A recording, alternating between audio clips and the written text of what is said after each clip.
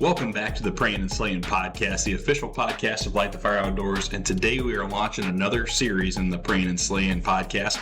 It's called Operation Hunt. And what this is we bring in veterans from all over the place, every single branch that had a phenomenal hunting season. And we have them tell a little bit about their life in the military and get to learn all about that, maybe some cool stories from those guys. And then we cap it off with an awesome hunting story from the last season.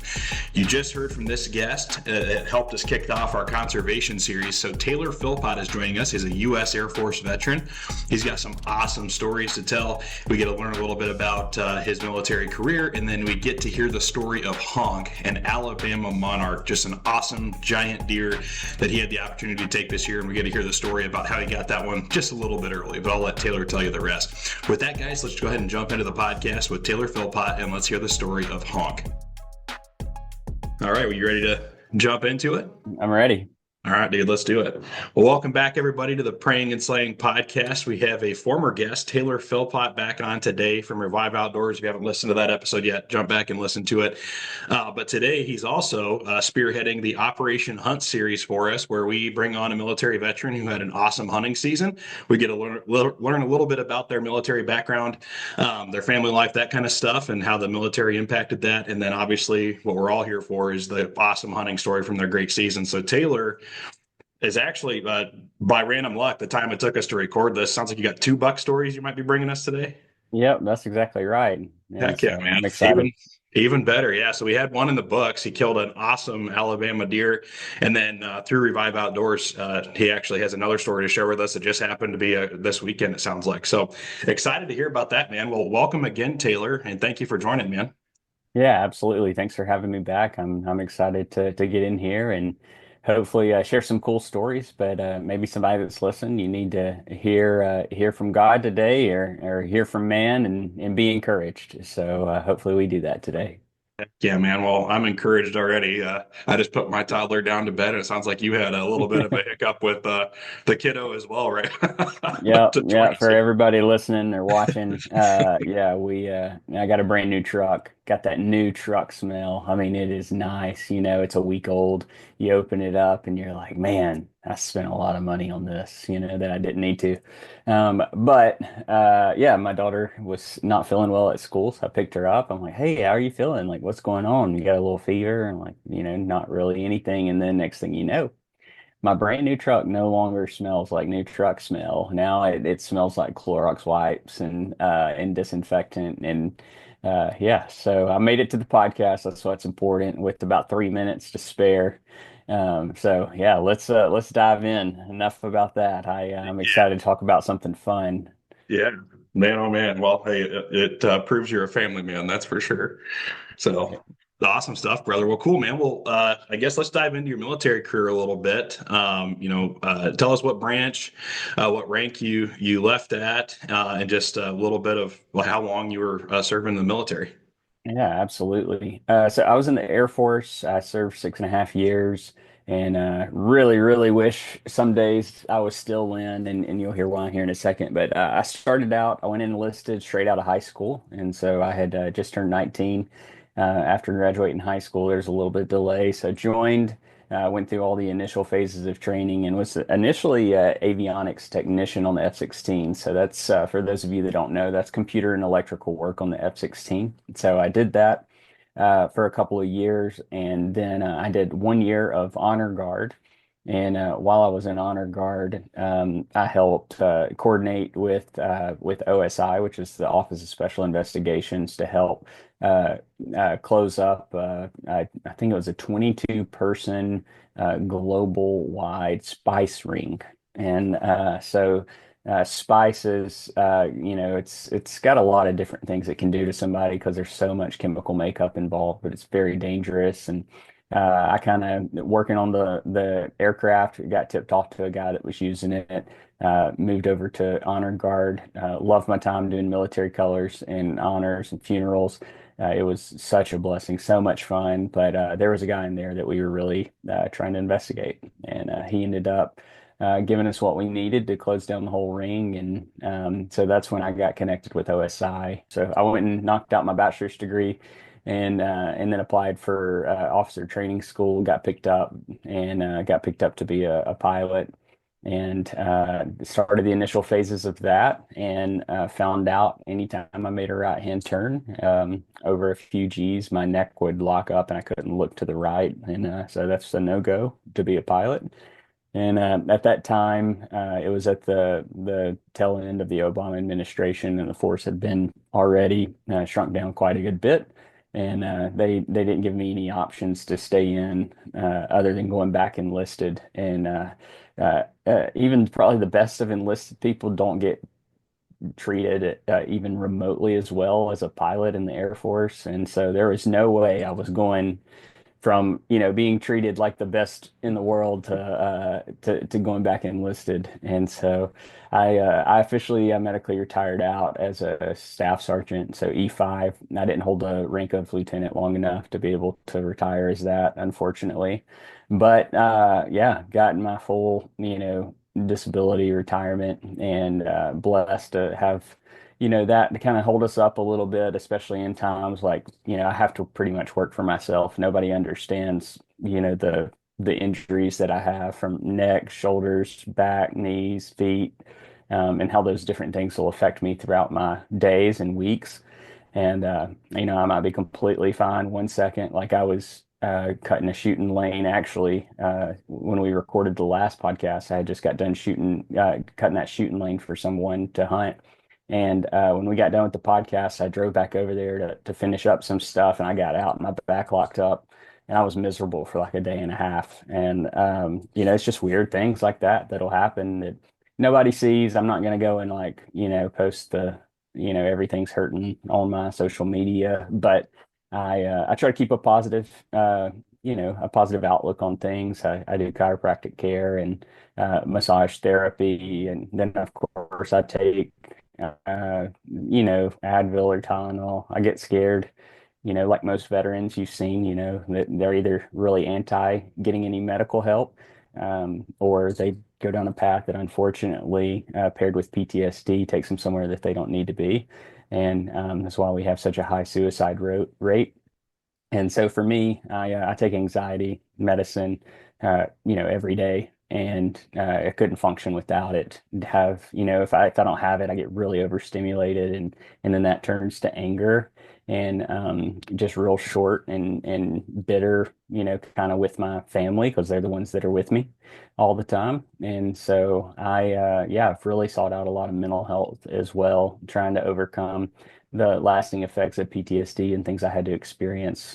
Yeah, I share all that to say that, there's help out there. You just got to be willing to put in the work, and it sucks taking that initial step to get help.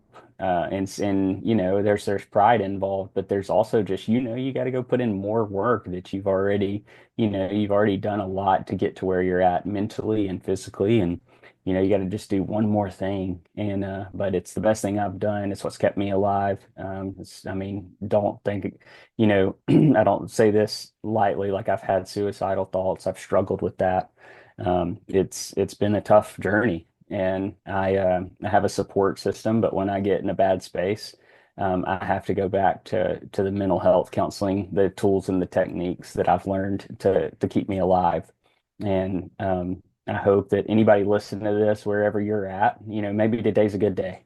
Maybe you're good with your spouse or your kids, but maybe tomorrow won't be. And just remember what I said. You don't have to live in this constant shame and guilt cycle because of your anger, your outburst, or your flashes, night flashes, sweats, all kinds of things that you may have going on. There is hope and there is healing. You just have to just take that one simple step. And if you ever need help with that, you can always reach out to me through our nonprofit, Revive Outdoors, and be happy to help get you connected. We connected over 110 people to mental health counseling. And yeah, it's just a blessing to play a part. But I know I got a little into it there, Aaron. But yeah, just felt like God was leading me to say that just then.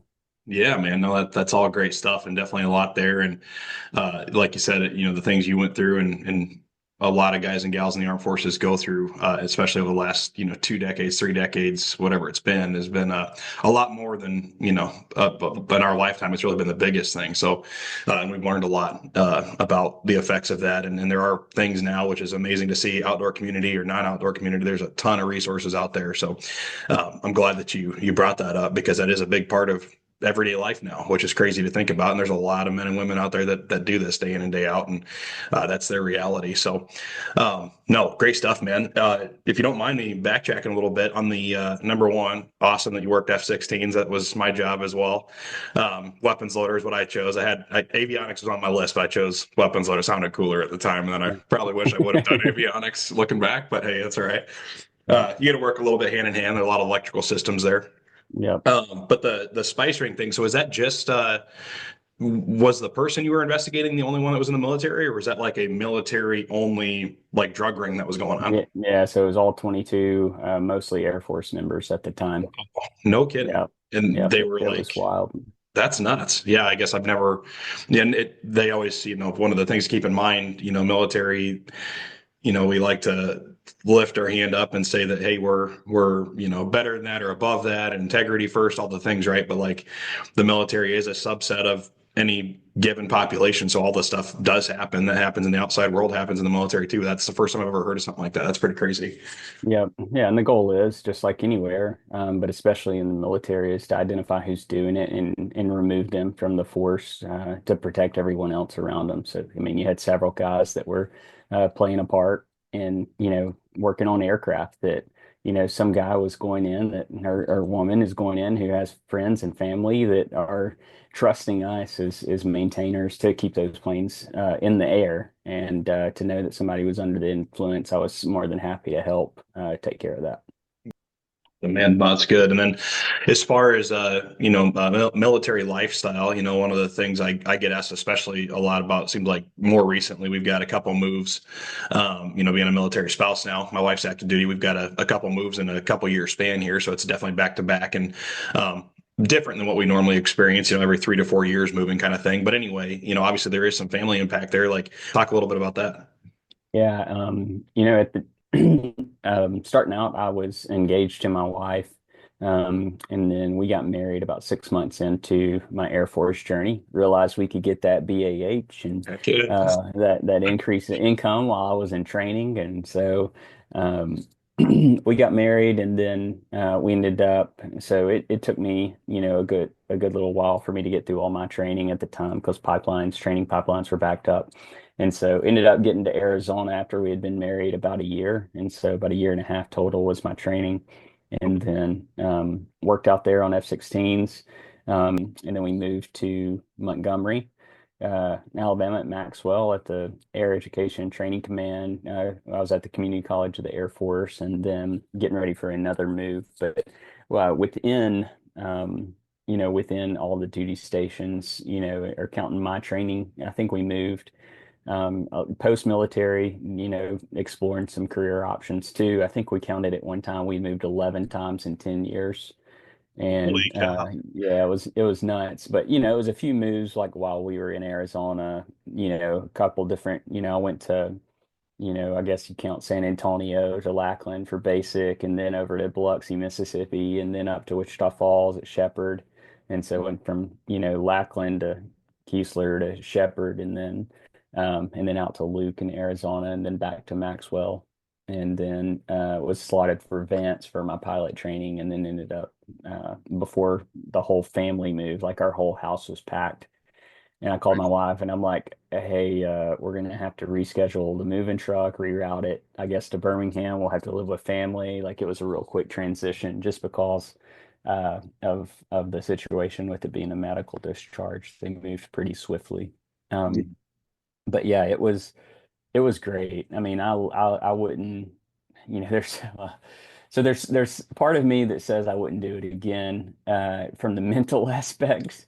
Um, but overall, I mean, it made me the man that I am today, the provider that I am, the responsible, person who has integrity and character. And, I used to not be able to call people and talk on the phone. And when I was a kid growing up, and my last job in the military, I mean, I would speak in brief, 1,500 to 2,000 people in our wing. I think as if I'm getting that right, I know I was speaking to the wing. I don't remember, how big a wing is, but I feel like it was somewhere Yeah. around that. Sizable. Yeah. Yeah. That's And amazing. yeah, so it's just like the communication growth, the personal growth, I mean, the knowledge growth. I mean, from bouncing around, I became a 7 level in 2 years in the avionics world. I've always been just a student of kind of obsessive person of whatever I do, and so I became a 7 level really quick. Yeah, that's We were, fast. yeah, we were undermanned as well, and so we had one 7 level for like 3 shifts, and it was the largest graduating classes that they were pushing through F-16 training at the time at Luke. They had never graduated that many students in that short of a time. And we were undermanned at that because the Obama administration was, cutting the force. I mean, we went to doing, two or three guys a job to one guy doing two or three jobs. I mean, it was wild from that start of that to the end of me doing that. But yeah, we moved a lot, but met a lot of really awesome people that are still some of our closest friends today. I think in the military, there's no such thing as a bad duty station. I prefer a warm one. I'm not much for Minot or, somewhere up there in the cold. But every duty station is what you make it. It's about the community and the people around you. And I had some really crappy people that I worked with in avionics. Morale was at an all-time low. I mean, all the guys were used to working in 3-man teams and going down to single-man teams and having one 7 level to cover 3 shifts. It sucked. So I can understand, where they were at in their headspace, but it was not a fun place to work. We had several suicides during that time, and it was crazy. But at the same time, we met people through the churches, that we attended in each location. We had small groups. We had people that supported us that would invite us into their houses like family, and it was a blessing at the same time as a lot of this tough stuff that was going on. It's a sacrifice, and I knew what I was signing up for, and I would still be doing it to this day if I didn't get hurt, and I loved every second of it. But now, looking back, there are some things that, maybe finance would have been a pretty good option for me. I was already messed up from childhood, and then I get in the military and I just add to it. If I'd have been in finance, I would have, at least stayed kind of where I was at and got better. But Heck yeah, man. Got really, yeah, really good at Chinese football, that's for sure. yeah, that's right. Yeah, spreadsheets. Exactly. Yeah, and all those closed for training breaks would have been nice. Man, you would have had it set. That's exactly right. If I never have to see DTS again, and we deal with it on my wife's side now, but man, that's its own program. It is rough. It is rough. Yeah. That's all good stuff, man. It is a crazy lifestyle for sure, but I love that you brought up the community aspect because I think especially you came in a lot younger, I guess. So I went through I did the National Guard, but I didn't join until I was like 20 or 21. So I was kind of in, basic training and tech school. Like I was the old guy in a lot of ways. Like I wasn't the oldest guy in there, but for sure, like up there, one of the few guys that was over 21. Um, but I mean, you join kind of as a baby, and it's pretty amazing what people do and go through and all that stuff. And then, like you said, all those life decisions that you get thrust into, and all the moves and everything else, it gets a lot. But the negative outlook on duty stations, a lot of that, if you did a poll on the age range of like negative connotation versus positive connotation, I would imagine there's a separating line right about 24, 25 years old is where people think positively of where they're stationed. Anything lower is probably a lot more the negative side. But man, Montana was that way, but it's a huge security forces base, being nukes and everything else up there. And a lot of security forces, a lot of young population, but anybody else that holds the other jobs, like they're like, dude, this is heaven. This is amazing. But Right. your neighbors make a big deal of it, or a big piece of that pie. And if you can immerse yourself into the community, do it.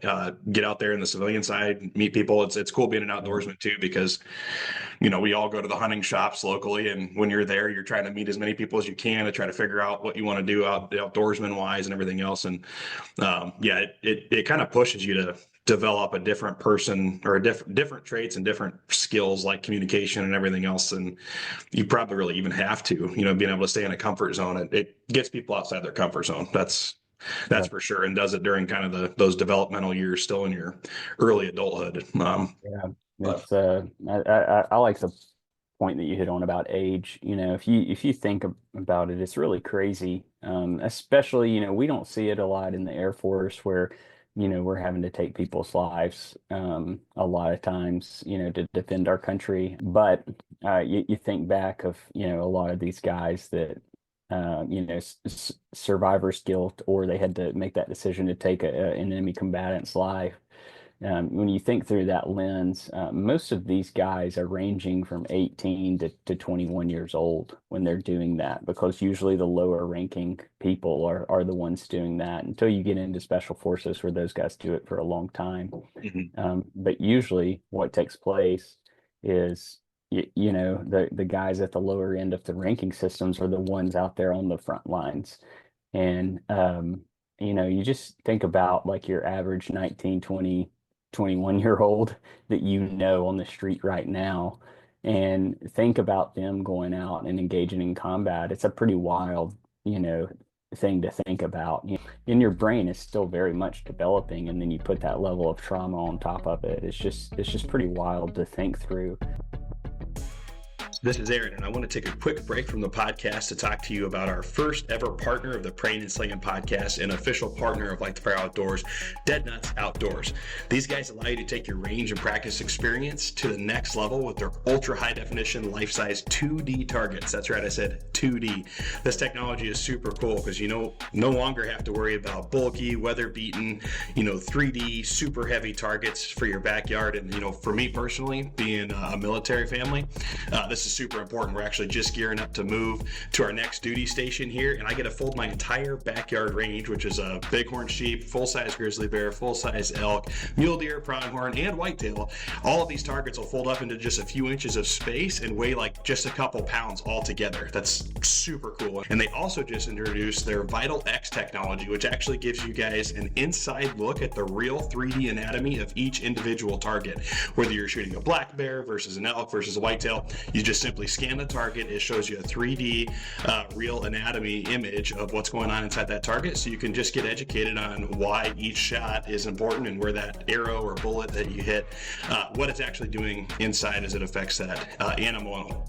Guys, if you want to check out more, go to www.deadnutsoutdoors.com. We are so proud to be partnered with these guys and taking their business to the next level.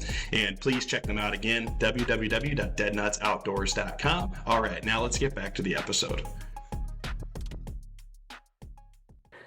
But my cousin, he joined, he ended up, it was funny because he went in, he wanted to be a pararescue, a PJ, and he wanted to go in special forces. And it was kind of cool to see him go through all of that at an older age, because, you get comfortable the older, you get more comfortable the older you get with everyday life. And he was just at a place where he was kind of sick of the world and wanted to join, and he showed that he could do it. And he was a PJ for several years. I think he was in probably about the same time as me, and he has challenges mentally. I mean, we talk about that, and like he just went down to a special mental health retreat somewhere in, I think, South America, and it was really powerful for him. But he's in real estate too, and so it's cool. We get to talk about a lot of similar things. But I think for the people that are watching this that may not be military, like, just think about the average 18, 19, 20,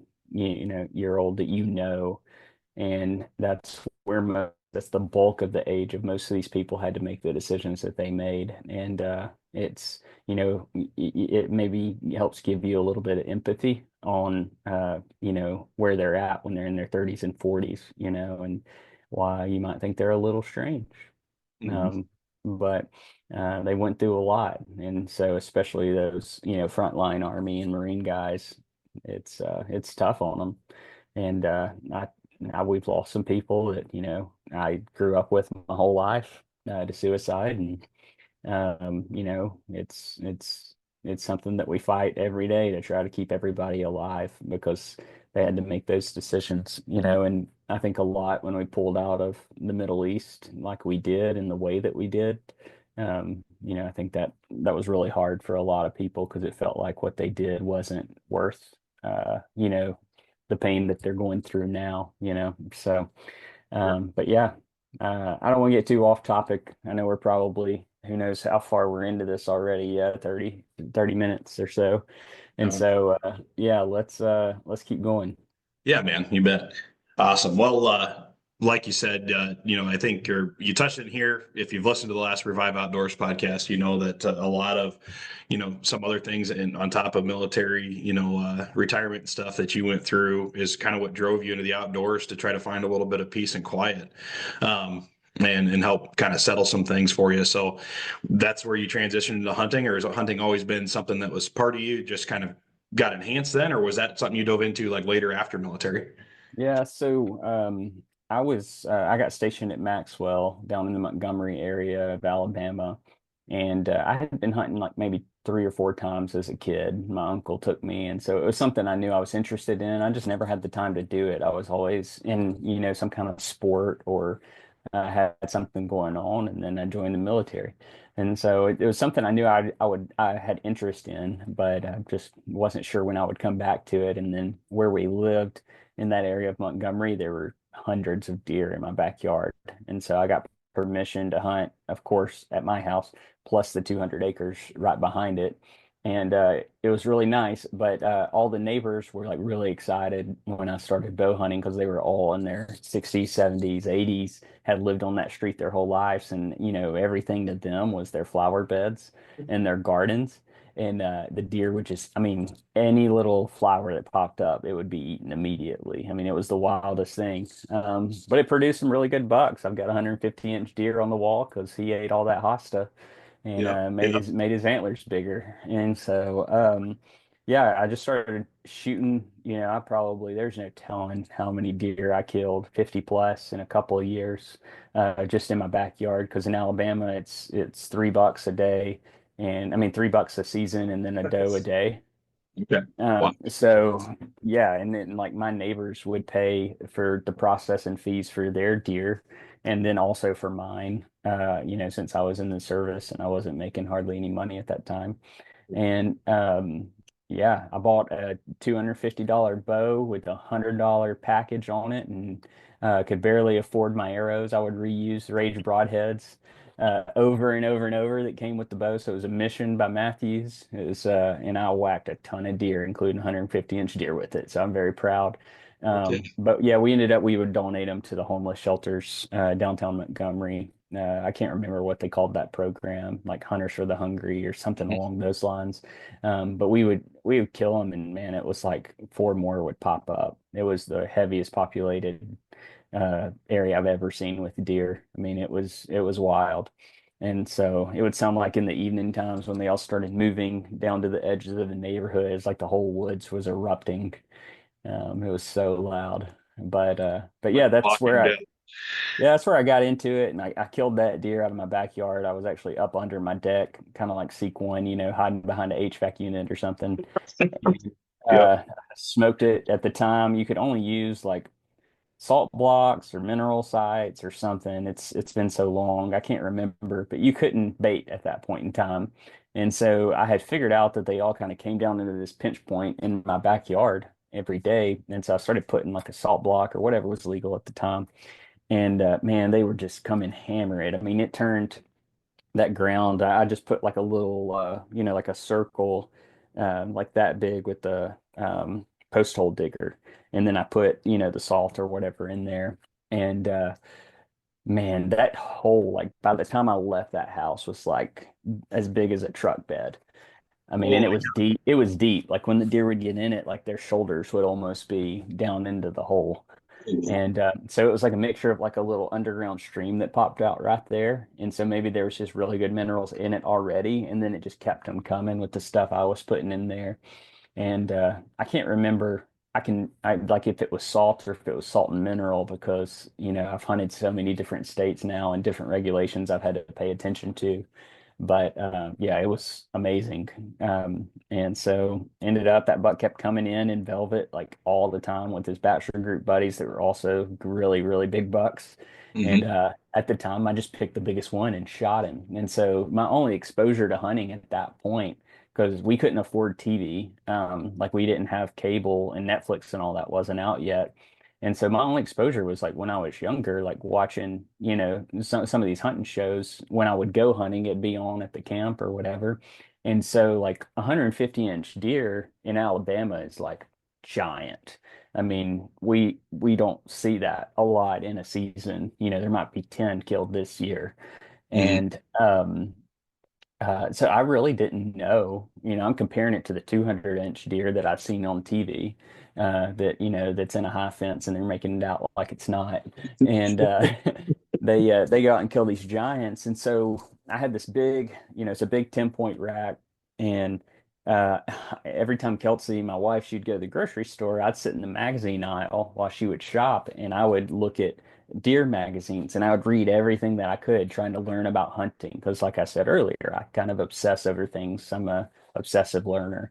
And so I just am constantly reading and trying to learn things to get better at it. And then I read this I didn't have money to get the deer shoulder mounted, so the taxidermist skull capped him and caped him for me. I had the cape in the freezer and then I had just the antlers on the skull cap. And I didn't know what I didn't know. So I read this magazine and it said if you want to kill big bucks, you take the biggest antlers that you can find and you clash them together as hard as you can. Like the bigger the better, because the more realistic it'll sound. And I'm like, done. Got So it. literally, I don't even know what time of the year it was rut wise, like if it even made sense to rattle at that time. But in the article, it talked about how you tie the antlers together in a string and then you run it up your tree. Well, I didn't have a tree to run it up, so I was hunting off the ground and I would take the antlers and I would clash them together really hard and then I would throw them and then I would pull them and cling them together and like kind of pull like I'm fishing or something with the string. And I didn't kill a single buck with those big antlers for years. But because I read that article and it was before, so much real knowledge was accessible, I carried those giant antlers around for years hunting. And then I was with the guy one time and he was like, "Oh my God, are those your rattling antlers?" And I'm like, "Yeah, that's my first buck with a bow that I killed in my backyard down in Montgomery when I was still in the military." And he's like, "Are you crazy?" And at this time, I hadn't killed another, big buck like that. I had killed some like 110s, 115s, and I hadn't killed my second 150 yet. And so, anyways, I didn't know what I didn't know. And it's so funny to look back on. So I actually ended up getting that buck mounted because my neighbor who helped me drag it out, he swore me to secrecy. Like he was like, "We don't want anybody to know that these deer like this live back here." And I Yeah. didn't understand that at the time, but being who I was in the military, the integrity and character, it's like, okay, yes, sir. Yeah. I won't say a word. Yep. And so kept it a secret and he ended up passing away a few years ago. So I got the buck mounted and it's in my garage now. And so the taxidermist hey had a tough job with that skull plate not being back, still together. But I had sawed them off right at the base of the antlers and uh, it was awesome. And Man. unfortunately, I had a SD card that had like bukus of photos on it. And I had a deer back there that was a 6x6 12 point, like it would be the state record by far. And a guy in our neighborhood shot it out of his kid's playhouse at night in the middle of all these houses. Like I lived on the back edge of the neighborhood. He lived in the middle of it. Super dangerous shot, super illegal. I was so mad because I was hunting it and Joker shoots it. Like we come home from church and it ran in front of our car. And we get up to our driveway and we're getting out and you hear, and I'm Like, like, what wow. the heck? I bet somebody just shot that deer. And sure enough, I didn't ever see him again. So Um, I knew there was only one guy on that street that could make that shot, without hitting the house, just the way the elevation landed. And then he had deer all in his garage. And so I went and asked him about it, and he swore up and down he didn't shoot the deer. Well, later that next summer, I was walking my daughter, in her little, stroller or something around the block, and that deer was hanging up in his garage. And I told him, I said, if you ever try to submit that to any record book, like I will tell everybody that you are a cheater because I know you killed that out, dude. He's like, man, I'm not gonna say anything. I'm like, okay, good, don't. Yeah. I was like, then at that time, I thought if the game wardens didn't catch him then it wouldn't be good. I didn't know about statute of limitations and all that kind of stuff. But yeah, he's got a big 200-inch plus deer in his garage. Perfect, typical 6x6. Mhm. Um, yes, looks very similar to the deer that I was chasing in Michigan this year. Yeah, it's just awesome. So, but yeah, that's how I got into hunting. Was just hunting in my backyard, killing a bunch of bucks, and not really knowing I had a honey hole back there of giants. That's And amazing. I tell myself every year I'm going to go back down there and hunt because they all love me and they would all love me to come back. But it's I don't know. I'd rather go hunt out of state and keep knocking my 50 bucks and 50 states list out. Heck yeah, man. No, that's a pretty incredible story. I mean, that's about the greenest level hunting story I think I've ever heard. I Yeah, mean, dude. you learned hunting in town deer, which is cool. Like that's just not it's normal with the Seek One guys now, or definitely more people know about it. But man, it's that's pretty awesome to hear a story like that because we live here in Maryland now, in the middle of basically the DC area, and there are just hammers that they come up, they'll empty my whole bird feeder in a night. They do it, dude. And so it got to the point this year, I was convinced. I'm like, okay, I've got the permission. I'm going to do it. I can't bring myself to just feel right about it because there's this email group we have that for the whole neighborhood, and people post whatever they do in there. But like, it's a very elderly population around here, and if you just go off that email list, you think everybody loves the deer. But I've watched them eat exactly as I just decimate my neighbor's flower beds. But they also like let them eat out of their feeders and stuff. So I can't really gauge they say Right. it's okay, because they're my neighbors and I think they like us. But like I don't know how okay they'd be if they saw one flop over in their Right. yard, while they're sipping their I'll coffee. I'll I'll do this. I'll make a deal with you because I haven't checked Maryland off my 50 bucks in 50 states. I'll make a deal. I'll kill the first one in your neighborhood, the first giant. I'll kill the second biggest though. I'll let you have the first one and we'll see how they all react. And then that way you're mentally prepared because you're still going to smoke the big one after I do, right? If I've done it, you can do it. That's But it. at least you'll be mentally prepared for how they're going to react or how secretive you need to be about taking a giant. Yeah, heck yeah, dude. And there's a giant. I mean, he dwarfs all the other deer. He's probably 150, 160 antler size, but he's got, I mean, just way more mass than every other deer that's out here, way wider than every deer that's out here. And he's body weight. I bet he's at least 1.5, 2 times the size of all the deer. He's a big giant piebald.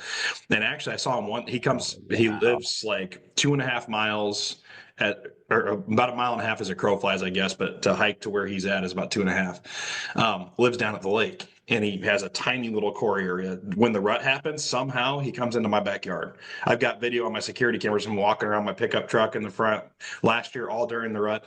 This season, I only saw him one time. He hit a scrape. I have a mock scrape in my backyard, and he hit it twice. So that's when I knew the rut was kicking off. I'm like, oh, Frank the Tank's back. And then I never seen him again. So either he went off and died somewhere because I think he's got to be the oldest deer in this area, or Yeah. or maybe someone got him because he was all over this neighborhood last year and even this Wow. time of year, and I haven't seen him once. So I'm not sure what happened. But anyway, there's these other two deer that were here all season long, velvet, come up to the backyard, eat out of the feeder. It got to the point where I could literally shake a bag of bird seed out the back, and they'd come walking up the ridge and they'd stand there. And one of them would get to the point where I think he probably would have let me touch him. Like it was dangerously close, but I couldn't like read him, and he's obviously got his nice Right. rack on him. I'm like, I don't know if I want to get too close.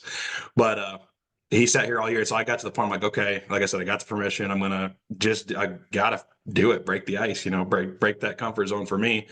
I don't know if it's kosher or not, but I would literally there's a big, I don't know, probably a 5, 6 foot drop into the backyard where the bird feeder is, where they like to eat.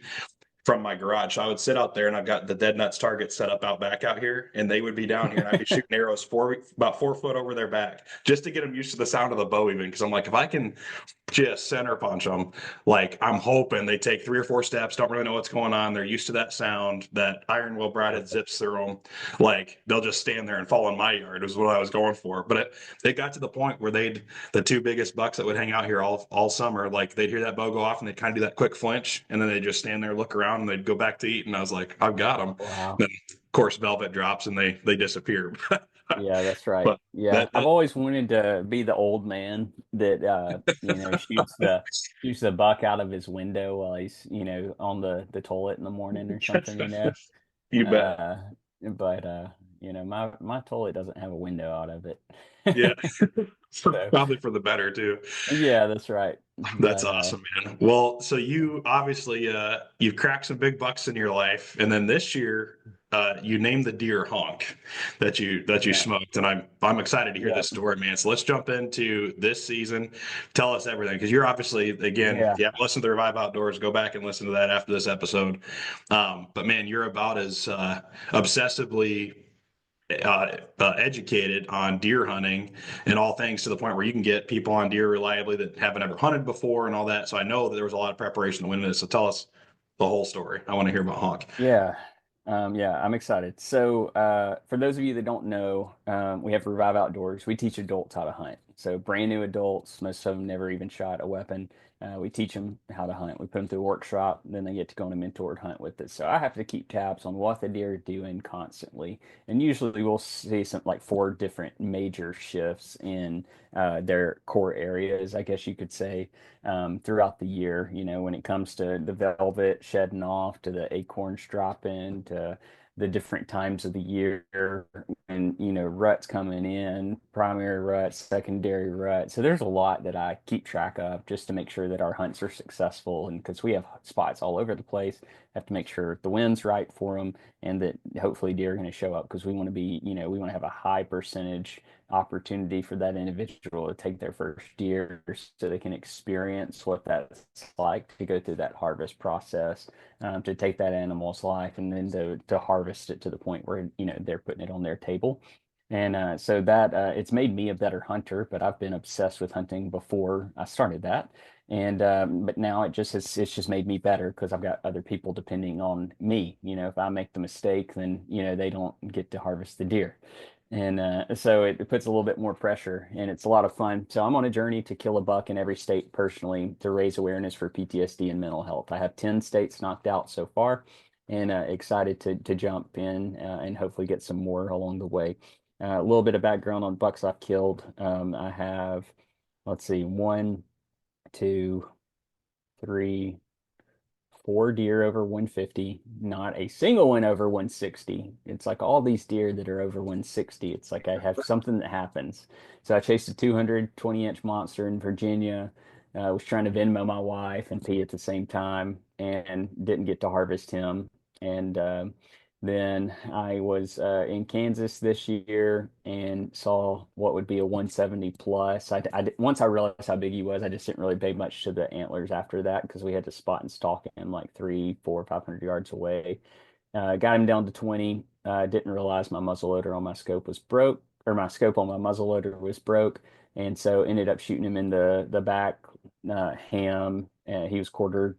He was kind of looking away. Shot him in the back left ham, and just went in.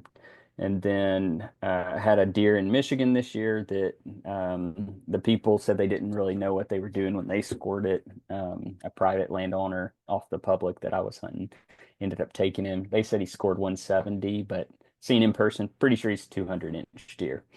And had him at 30 yards, and just cattails were too thick for me to shoot with a crossbow and make an ethical shot. So let him walk, hoping I'd get him later. And the public land pressure just pushed him over to private, and I knew that they were going to get him. So I left, and literally 2 days later, in Michigan, somebody killed him on that private land where all the public pressure had pushed him to.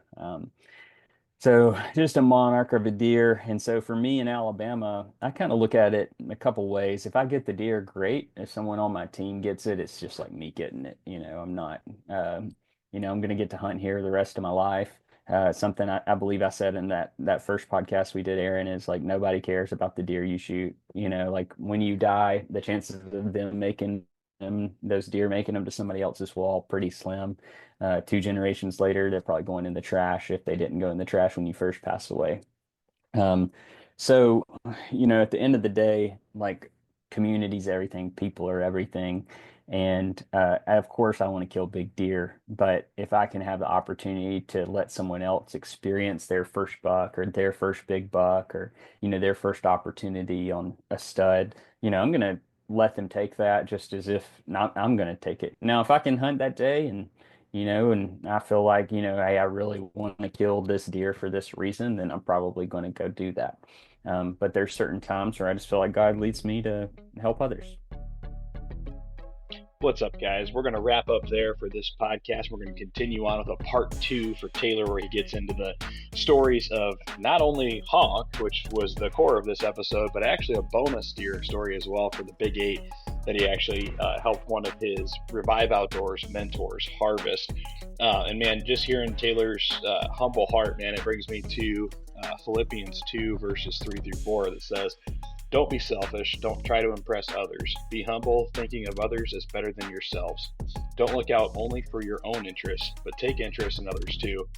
I can't think of a man that I know that embodies this more than Taylor and his entire organization and Revive Outdoors. And again, if you haven't listened to that episode, please go back and listen. It's an awesome episode about an awesome organization where it's all about getting others out in the outdoors to help them out with their own lives and to help better other people more than bettering oneself. So great stuff there. We can't wait to jump back in and hear part 2 of this story where we get to learn or hear about these 2 awesome deer that both Taylor and his buddy took there through Revive Outdoors. I'm excited to share those with you. And if you haven't yet, be sure to go check out lightthefireoutdoors.com. We have some swag there that you guys can get for Prayin and Slayin. We've got some new decanters for whatever your libation of choice is. We've got some Prayin and Slayin decanters, some rocks glasses, some hats. Got some awesome new Prayin and Slayin decals. I've got one on my gun safe, one on my cooler. Really digging those, and of course all kinds of other stuff. But every dollar you guys spend there goes right back to veterans conservation and local community support outreach projects. We're going to have more on that. If you've been following our social media, you've been seeing a lot about the Sunfish Pond project that we have going on here in Maryland. Everything you guys spend, you guys help partner with us in those projects, and we're starting to really see some results out of those, and it's getting pretty awesome. So also want to thank Dead Nuts Outdoors again for being the first partner of Prayin and Slayin Podcast. And guys, be sure to tune in to the next episode with Taylor Philpot to finish up the story of HONK and the Big 8. And as always, keep praying and slaying.